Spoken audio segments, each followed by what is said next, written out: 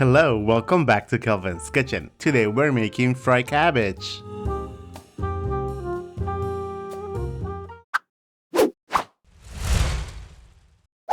For this recipe, we're using one small head of cabbage.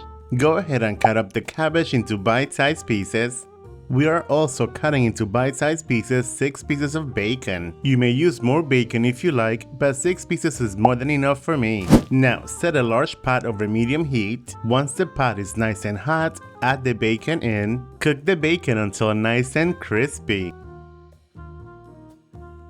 And once the bacon has been cooked, remove from the pot and set it aside. Remove some of the bacon grease from the pot, leaving about 2 tablespoons behind.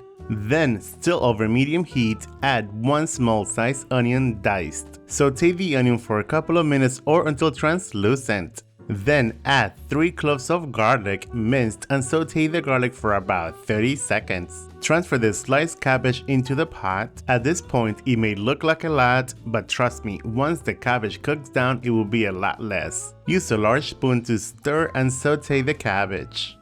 To season the fried cabbage, we are using 1 teaspoon of adobo seasoning, followed by 1 packet of sazon, half a teaspoon of smoked paprika, 2 tablespoons of Dijon mustard, and freshly ground black pepper to taste. Then give that a toss. Saute the cabbage for another 12 to 15 minutes.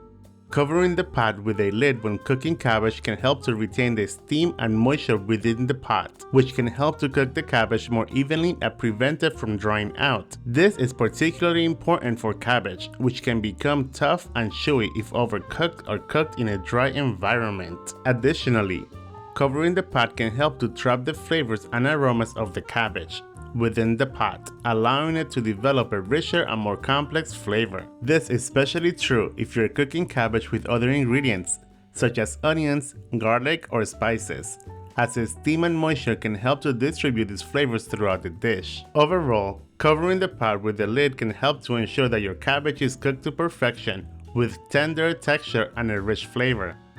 When the cabbage is done, it should be buttery soft and slightly caramelized. Now, toss the bacon back in and give it one final toss before serving. And now, you are ready to eat. Ooh.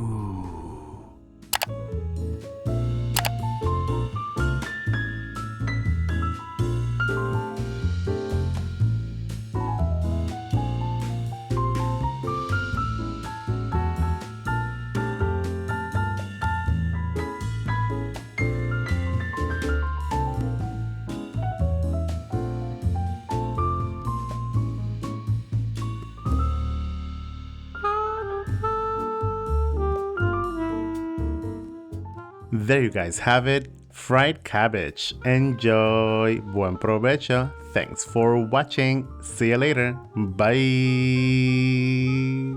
Yeah.